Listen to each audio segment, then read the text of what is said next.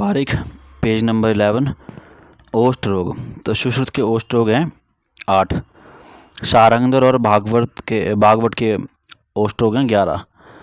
तो इनके जो 11 ओष्ठ रोग हैं उनमें सुश्रुत के 8 के अलावा कौन कौन से 3 माने एक्स्ट्रा? खंडौष्ठ, ओष्ठ अर्बुद और जल अर्बुद। गर्भिणी को युवागु देने का विधान।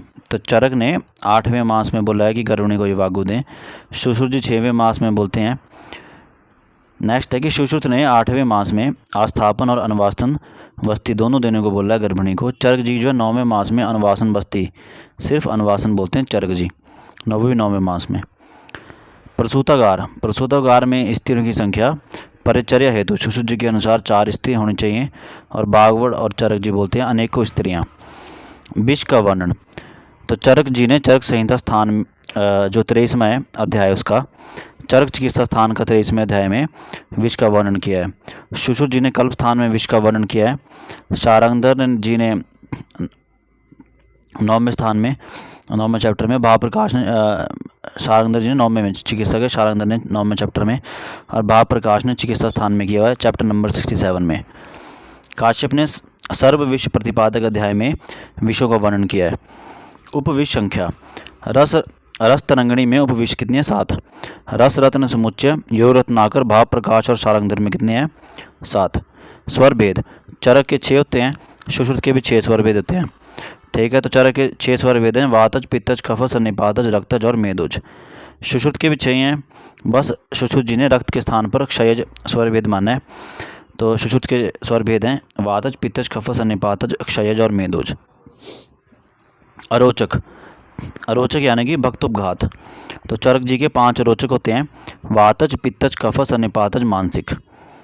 दौ हृदयावस्था। तो चरक जी ने दौ हृदयावस्था 3रे मास में बोली है, सुश्रुत जी ने 4थे मास में बोली है, भागवत जी ने 3 पक्ष से 5 मास तक बोली है दौ हृदयावस्था, जबकि काश्यप की दौ हृदयावस्था 3रे मास में चरक के समान। गर्भनाल छेदन यानी कि अर्धधार नामक शस्त्र से चरक और सुश्रुत ने 8 अंगुल पर बोली है और भागवत ने 4 अंगुल पर बोली है। अन्नप्राश काल।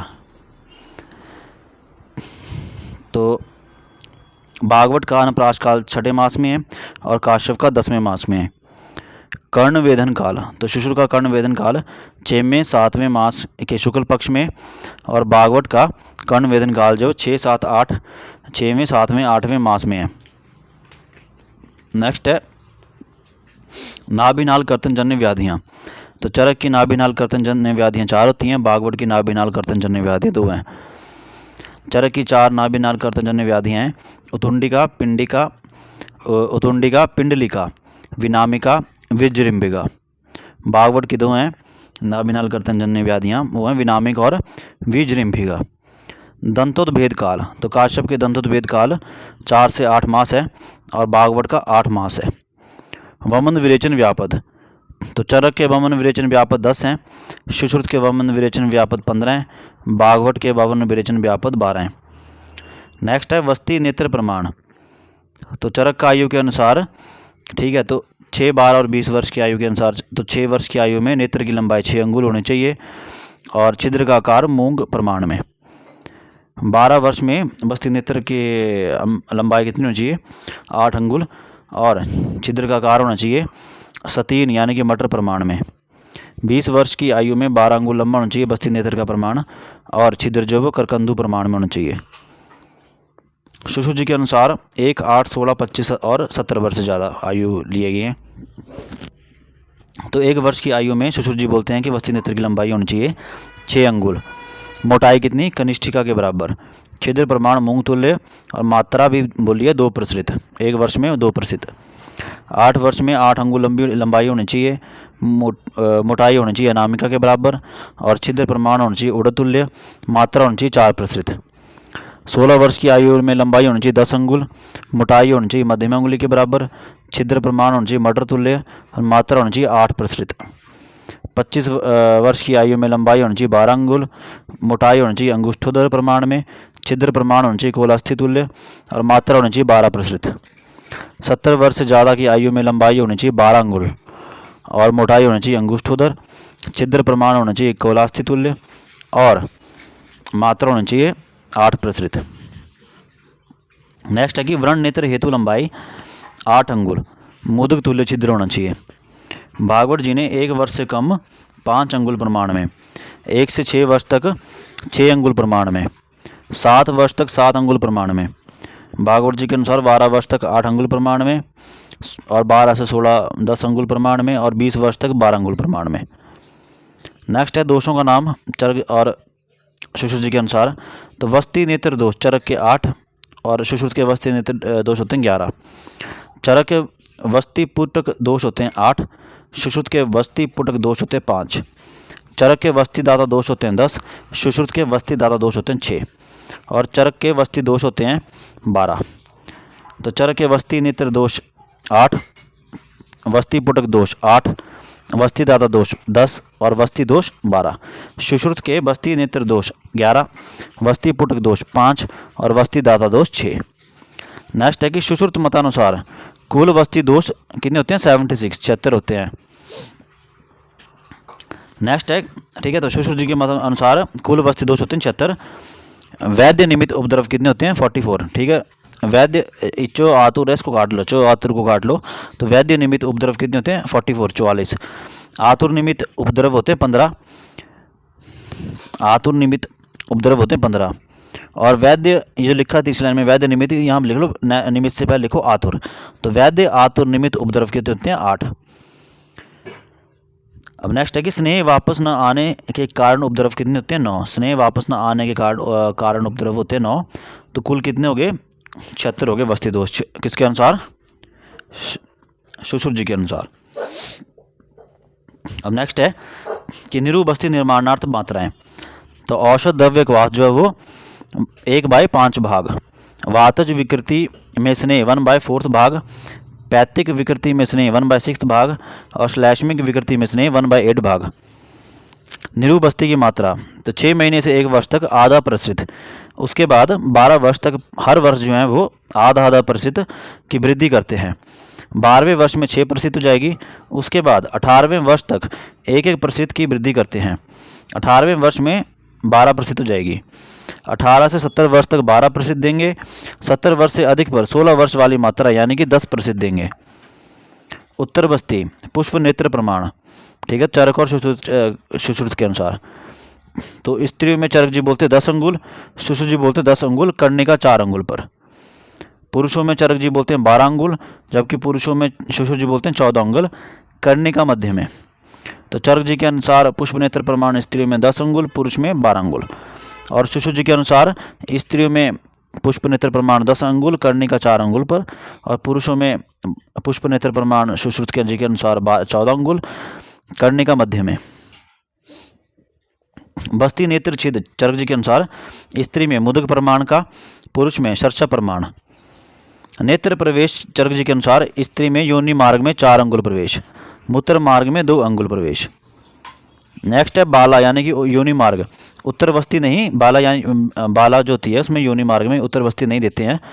मूत्र मार्ग में 1 अंगुल नेत्र प्रवेश कराएं। सुश्रुत में पुरुष में 6 अंगुल उत्तर बस्ती नेत्र प्रवेश कराएं। उत्तर बस्ती मात्रा, तो चरक में उत्तर बस्ती मात्रा आधा पल होती है। अब नेक्स्ट है कि सुश्रुत जी के अनुसार पुरुष और स्त्रियों में, तो स्नेह जो है, स्नेह की मात्रा पुरुषों में 1 प्रकुंच और स्त्री में 1 प्रसृत। क्वाथ की मात्रा पुरुष में 1 प्रसृत और स्त्री में 2 प्रसृत। मगर स्त्री में भी वस्ती शोधनार्थ क्वाथ की मात्रा 1 प्रसृत ही लेने का विधान है। नेक्स्ट है सुश्रुत जी के अनुसार तर्पण हेतु काल। तो स्वस्थ नेत्र में 500 मात्रा काल तक, कफज व्याधि में 600 तक, पित्तज व्याधि में 800 मात्रा काल तक, और वातज व्याधि में 1000 मात्रा काल तक। अधिष्ठान भेद से वर्तमगत व्याधि में 100 मात्रा काल तक, संधिगत व्याधि में 300 मात्रा काल तक, शुक्लगत व्याधि में 500 मात्रा काल तक, कृष्णगत व्याधि में 700 मात्रा काल तक, दृष्टिगत व्याधि में 800 मात्रा काल तक, सर्वगत व्याधि में 1000 मात्रा काल तक। और दोष भेद से न्यून दोष में 1 दिन, मध्यम दोष में 3 दिन, प्रबल दोष में 5 दिन। पुटपाक, तो दोषानुसार कफज रोग में 1 दिन, पित्तज रोग में 2 दिन, वातज रोग में 3 दिन। कर्म के अनुसार लेखन पुटपाक 1 दिन तक 100 मात्रा काल तक, स्नेहन पुटपाक 2 दिन तक 200 मात्रा काल तक, रोपण पुटपाक 3 दिन तक 300 मात्रा काल तक। सेक यानी कि पुटपाक से 2 गुना काल। तो लेखन के लिए 200 मात्रा काल तक, स्नेहन के लिए 400 मात्रा काल तक, रोपण के लिए 600 मात्रा काल तक। नेक्स्ट है आश्चोतन। तो आश्चोतन में लेखन 7 या 8 बूंद, आश्चोतन में स्नेहन 10 बूंद और रोपण में 12 बूंद। शिरोवस्ती, शिरोवस्ती धारण काल तर्पण से 10 गुना होता है। अंजन, तो गुटिका अंजन व रसांजन की मात्रा, लेखन के लिए 1 हरेणु, प्रसादन के लिए 1.5 हरेणु और रोपण के लिए 2 हरेणु। चूर्णांजन की मात्रा 2 शलाका लेखन के लिए, प्रसादन के लिए चूर्णांजन की मात्रा 3 शलाका और रोपण के लिए 4 शलाका। अंजन पात्र, तो रस और पात्र, ठीक है। तो मधुर जो है वो स्वर्ण में, अमल रस जो है रजत में, लवण मेष श्रृंग में, कटु जो है वो वैदूर्य में, तिक्त कांस्य में, कषाय जो है ताम्र या लौह में। अंजन शलाका, अंजन शलाका तो मल्लिका पुष्प सदृश व कलाई के परिमाण में मोटी। अंजन शलाका की लंबाई 8 अंगुल। अंजन शलाका रोपणार्थ लौह शलाका का प्रयोग करें। लेखनार्थ अंजन शलाका के लिए ताम्र शलाका का प्रयोग करें और प्रसादनार्थ स्वर्ण शलाका का प्रयोग करें। श्रेष्ठ काल, तो तर्पण हेतु श्रेष्ठ काल जो पूर्वान्न व अपराह्न, सेक व आश्चोतन हेतु पूर्वान्न, मध्याह्न व सायाह्न, और श्रेष्ठ काल शिरोवस्ती हेतु क्या है, सायंकाल। नेक्स्ट है शुद्ध शुक्र के लक्षण। तो स्फटिक आप किसने बोला हुआ है, चरक सुश्रुत और सारंगधर ने। मधुगंधी किसने बोला हुआ है, चरक सुश्रुत बागवट और सारंगधर ने। तैलवट ने किसने बोला है, बागवट ने। नेक्स्ट है शुद्ध आर्तव के लक्षण। तो चरक जी के अनुसार शुद्ध आर्तव का लक्षण है गुंजा फल स्वर्णम पद्मालक्तम सन्निभम। शिशु जी के अनुसार शुद्ध आर्तव का लक्षण है शशासरिक प्रतिमम यत्तु यद्वा लाक्षा रसोपमम। चरक जी के अनुसार शुद्ध आर्तव का लक्षण क्या है, गुंजा फल स्वर्णम पद्मालक्त सन्निभम। शिशु जी के अनुसार शुद्ध आर्तव का लक्षण है शशासरिक प्रतिमम यत्तु यद्वा लाक्षा रसोपमम। नेक्स्ट है मानस प्रकृतियाँ। तो सात्विक, राजस और तामस ये 3 मानस प्रकृति होती हैं। तो चरक जी के अनुसार सात्विक जो होती हैं 7 होती हैं, शुद्ध प्रकृति होती है। राजस जो होती हैं चरक जी के अनुसार 6 और तामस 3, टोटल होगी 16। शिशु जी के अनुसार सात्विक 7 होती हैं, राजस 6 होती हैं, तामस 3 होती हैं, टोटल होगी 16। काश्यप के अनुसार सात्विक 8, राजस 7, तामस 3, टोटल होगी 18। नेक्स्ट है कि गर्भ की गर्भाशय में स्थिति। तो चरक जी के अनुसार गर्भस्तु खलु मातु पृष्ठाभिमुख ऊर्ध्व शिरः संकुंच्याज्ञाना। शिशु जी के अनुसार गर्भ की गर्भाशय में स्थिति अभुग्नो अभिमुख शेते, ठीक है। अब अभुग्नो अभिमुख शेते, ये इंपॉर्टेंट है। नेक्स्ट है धात्री लक्षण। तो चरक जी के अनुसार धात्री का लक्षण है समान वर्ण यौवनायाम। शिशु जी के अनुसार धात्री का लक्षण है श्याम वर्णी धात्री श्रेष्ठ। नवजात शिशु चर्या में प्रथम उपक्रम। तो चरक का क्या है, प्राण प्रत्ययगमन। चरक का है प्राण प्रत्ययगमन। और नवजात शिशु चर्या में प्रथम उपक्रम सुश्रुत का क्या है, उल्वा परिमार्जन, ठीक है। मुख विशोधन को क्रॉस करिए, लिखिए उल्वा परिमार्जन। भागवत जी के अनुसार भी है उल्वा परिमार्जन। नेक्स्ट है आहार। चरक सूत्र 5 क्या है, आहार मात्रा पुनरअग्नि, आहार मात्रा पुनरअग्नि बलापेक्षणी। चरक सूत्र 5 है ये, ठीक है। मात्रा पुनरअग्नि बलाहार द्रव्यापेक्षणी, ये अष्टांग संग्रह सूत्र स्थान 11/4 का है कोटेशन। मात्रा पुनरअग्नि बलाहार द्रव्यापेक्षणी। नेक्स्ट है मूत्र के गुण। तो चरक में मूत्र गुण होते हैं कफ शामक व वातानुलोमक और कर्षे पित्त मधुभाग। भागवत में मूत्र के गुण होते हैं पित्तवर्धक सुश्रुत यानी कि त्रिदोष शामक। नेक्स्ट है नस्य कर्म के भेद। तो चरक में नस्य कर्म के भेद होते हैं 5, सुश्रुत में नस्य कर्म के होते हैं भेद 2 और भागवत में नस्य कर्म के भेद होते हैं 3। सुश्रुत में नस्य कर्म के 2 भेद होते हैं जबकि 5 पर्याय हैं, और भागवत में नस्य कर्म के 3 भेद हैं, चरक में नस्य कर्म के 5 भेद हैं। वर्धमान पिपली का रोगाधिकार क्या है, चरक जी के अनुसार रसायन। सुश्रुत जी के अनुसार वर्धमान पिपली वातरक्त रोगाधिकार है, और काश्यप जी के अनुसार वर्धमान पिपली का रोगाधिकार है राजयक्ष्मा और शोथ। तो चरक जी के अनुसार वर्धमान पिपली की उत्तम मात्रा है 10, मध्य मात्रा है 6 और हीन मात्रा है 3। सुश्रुत जी के अनुसार वर्धमान पिपली की उत्तम मात्रा है 10, मध्य मात्रा साल और हीन बल्ले 5। तो जो कल्पना जो है उत्तम मात्रा की पीस कर दें, मध्यम मात्रा की क्वाथ रूप में दें और हीन बल जो है वो चूर्ण रूप में दें। आचार्य जैजट व्यक्ति की प्रकृति के अनुसार पिपली सेवन का निर्देश करते हैं। नेक्स्ट है ज्वर की संज्ञा। तो सर्व रोगराज कौन बोलते हैं? चरक जी। ज्वर को चरक जी सर्व रोगराज भी बोलते हैं। और चरक जी ने क्या बोला? ज्वर को रोगराट भी बोला हुआ है। चरक जी ने ज्वर को रोगराट भी बोला है। शुश्रुत जी क्या बोलते हैं? रोगराट। शुश्रुत जी बोलते हैं रोगराज। शुश्रुत जी बोलते हैं रोगराज। बागवट जी बोलते हैं रोगपति। बागवट जी क्या बोलते हैं? ज्वर को रोगपति। नेक्स्ट है विषम ज्वर के अधिष्ठान। ठीक है, तो विषम ज्वर कौन कौन से? संतत, सतत, अनियदेशक, चतुर्थक और तृतीयक और चतुर्थक। तो चरक के संतत जो होता है रस होता है, चरक का सतत जो होता है रक्त होता है। ठीक है, अधिष्ठान। अनियदेशक में चरक का अधिष्ठान होता है मेद, तृतीयक में अस्थि मज्जा और चतुर्थक में अस्थि मज्जा। सुश्रुत ने संतत नहीं बोला है। सतत में सुश्रुत जी बोलते हैं रक्त होता है अधिष्ठान, अनियदेशक में सुश्रुत जी बोलते हैं मांस, तृतीयक में बोलते हैं मेद और चतुर्थक में बोलते हैं अस्थि मज्जा। नेक्स्ट है विषम ज्वर के भेद। तो चरक के विषम ज्वर के भेद 5 होते हैं, काश्यप के 7 होते हैं। नेक्स्ट है चरक केवल चतुर्थक विपर्य मानते हैं, सुश्रुत तृतीयक व अनियदेशक विपर्य भी मानते हैं। रस, रक्त, मांस, मेदोगत क्या होते हैं? साध्य होते हैं। अस्थि मज्जागत जो होते हैं विषम ज्वर वो कृच साध्य होते हैं, और शुक्रगत विषम ज्वर जो है वो असाध्य होता है। नेक्स्ट है गुल्म का भेद। चरक, सुश्रुत और काश्यप के अनुसार गुल्म के भेद 5 है। शारंगधर और भागवत के अनुसार गुल्म के भेद 8 हैं। रक्त गुल्म की चिकित्सा का निर्देश। तो चरक ने 10 मास के बाद बोला हुआ है, जबकि काश्यप जी 12 महीने के बाद बोलते हैं रक्त गुल्म की चिकित्सा। रक्त पित्त में गंध।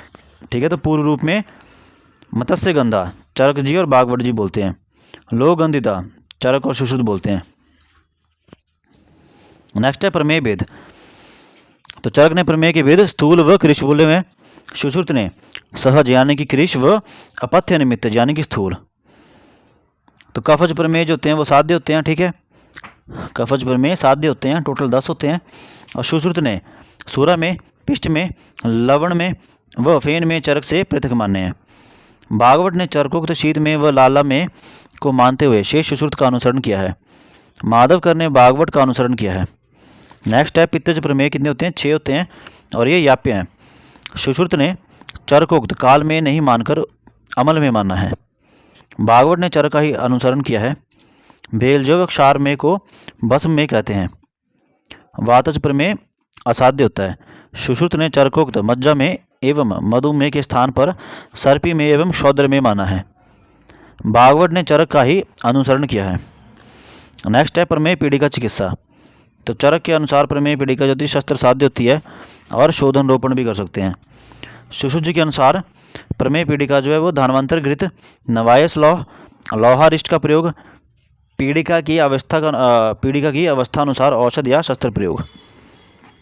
कुष्ठ। तो कुष्ठ के प्रकार चरक जी के अनुसार 7, 8 या असंख्य होते हैं, जबकि सुश्रुत के कुष्ठ जो है वो 7, 11 और 18 होते हैं।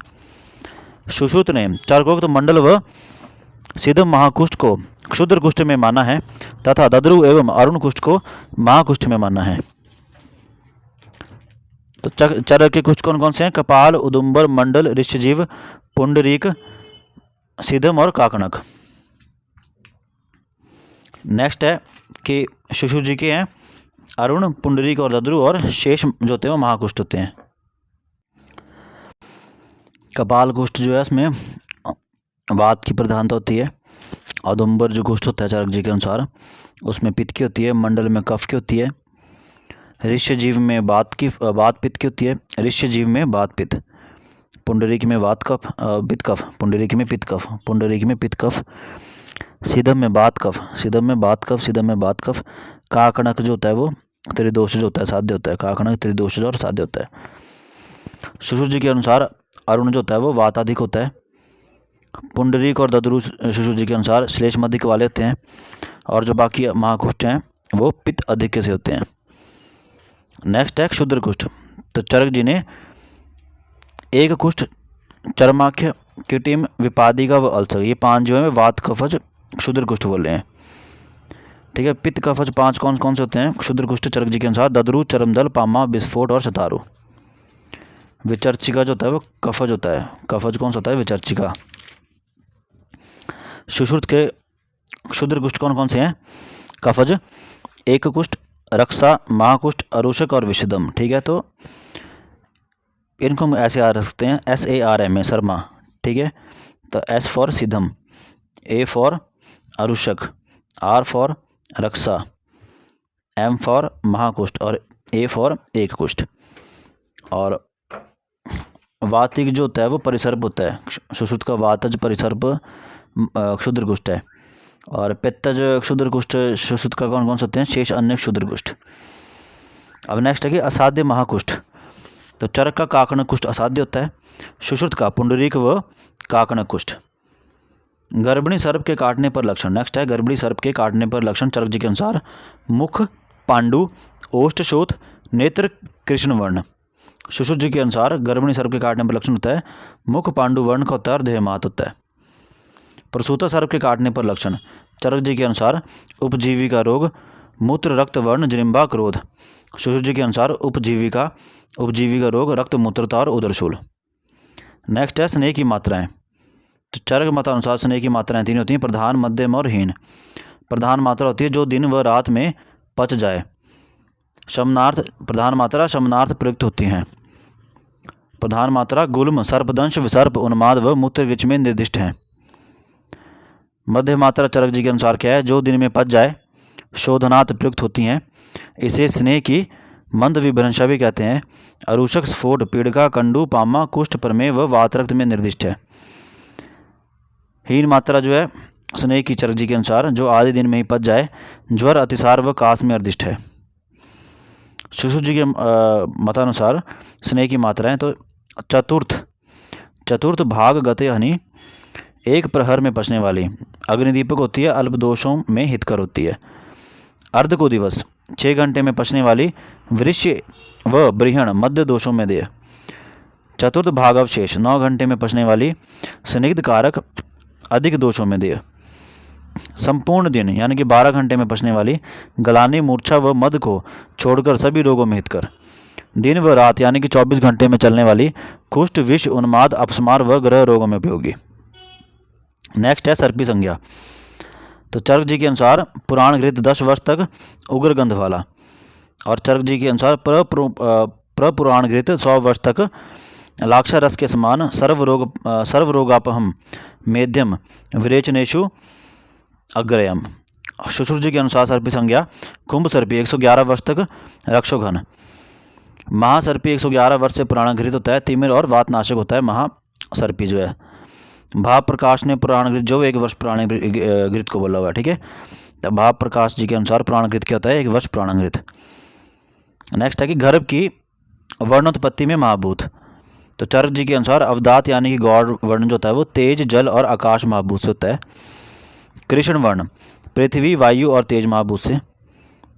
श्याम वर्ण आकाश, वायु, पृथ्वी, तेज सभी महाभूतों के सम रूप में मिलने से यानी कि सम सर्व धातु प्रायः। सुश्रुत जी के अनुसार तेज महाभूत सभी वर्णों में उपस्थित रहता है। गौड़ वर्ण में तेज और जल, कृष्ण वर्ण में तेज और पृथ्वी, कृष्ण श्याम। ठीक है, तो कृष्ण पहले आया तो इसमें पृथ्वी होगी, पृथ्वी पहले आएगी, तेज, पृथ्वी और आकाश। और गौर श्याम वर्ण तो इसमें श्याम गौर पहले आया, श्याम बाद में आया। ठीक है, तो इसमें तेज, जल और आकाश महाभूत। नेक्स्ट है सूती का काल। तो सुश्रुत ने 45 दिन का बोला है। भागवत ने भी 45 दिन का बोला सूती का काल। भाव मिश्र ने 45 दिन या 4 महीने का बोला हुआ है। और काश्यप ने 30 दिन या 6 महीने का बोला हुआ सूती का काल। हारीत जी हैं वो 45 दिन का बोलते हैं। शारंगधर जी 1.5 माह या पुनः आर्तव दर्शन तक। और आधुनिक जो है वो 45 दिन का ही है। सूती का परिचर्या कितने दिन की है? 45 दिन की। सूतिका की धातुएं साम्यावस्था में आ पाती हैं 6 मास के बाद। गुड़हरित की चरक किस में बोलते हैं? अर्च में। गुड़हरित की चरक बोलते हैं अर्च में। जबकि सुश्रुत जी गुड़हरित की को बोलते हैं वात रक्त में, उदर में और पांडु में। वात रक्त में उदर लिख लें और पांडु लिख लें। इंद्रयुद्ध जलौका से दष्ट होने पर होने वाला रोग होता है असाध्य। जलौका को रक्त मोक्षण के बाद होने वाला रोग होता है सुश्रुत जी के अनुसार इंद्रमद और भागवत जी के अनुसार रक्तमत्ता। ओज तो सुश्रुत जी ने ओज को बोला है सर्व शरीर में व्याप्त। ओज हृदय में स्थित है चरक और भागवत जी के अनुसार। ओज शुक्र का सार है, अष्टांग संग्रह। ओज शुक्र का सार है, अष्टांग संग्रह। ओज शुक्र का मल है, अष्टांग हृदय। ओज शुक्र का स्नेह है, डलहन। ओज शुक्र का स्नेह है, डलहन। ओज शुक्र की उपधातु है, शारंगधर। ओज शुक्र की उपधातु है, शारंगधर। ओज के पर व अपर भेद किए हैं चक्रपाणि ने। ओज के पर व अपर भेद किए हैं चक्रपाणि ने। ओज व बल में अंतर किया है डलहन ने। ओज और बल में अंतर किया है डलहन ने। ओज को सर्वप्रथम पंचरस कहा है काश्यप ने। काश्यप ने ओज को सबसे पहले क्या कहा है? पंचरस। और नेक्स्ट है कि विभिन्न शिरोरोगों में दो संबंध। तो अर्धाभेदक, सूर्यवर्त और शंखक, ठीक है। तो ये शिरोरोग हैं और अनंत वात भी है। तो अर्धाभेदक में चरक जी बोलते हैं वात या फिर वात कफज होता है। शुशुर जी अर्धाभेदक में बोलते हैं त्रिदोषज होता है। सूर्यवर्त में चरक जी बोलते हैं वात रक्त होता है। शुशुर जी सूर्यवर्त में बोलते हैं वात पित्त और कफ होता है। काश्यप जी के अनुसार सूर्यवर्त प्रतिशय से सूर्यवर्त की उत्पत्ति मानी है। काश्यप ने सूर्यवर्त की उत्पत्ति किससे मानी है? प्रतिशय से। शंखक, तो चरक जी के अनुसार शंखक में वात पित्त और रक्त होते हैं। शुशुर जी के अनुसार शंखक में पित्त कफ रक्त और वात होते हैं, ठीक है। वात लिख लीजिए, वात नहीं यहाँ पे। तो शुशुर जी के अनुसार शंखक में वात पित्त कफ और रक्त होते हैं। अनंतवात, शुशुर जी के अनुसार अनंतवात त्रिदोषज है और चरक जी के अनुसार भी त्रिदोषज है। चरक के मूत्र के भेद कितने हैं? 8। चरक के मूत्र के भेद हैं 8। शुश्रुत के मूत्र के भेद हैं 9। नेक्स्ट है कि विभिन्न मूत्रों के गुणधर्म। तो चरक जी के मतानुसार आविमूत्र के 5 गुण होते हैं।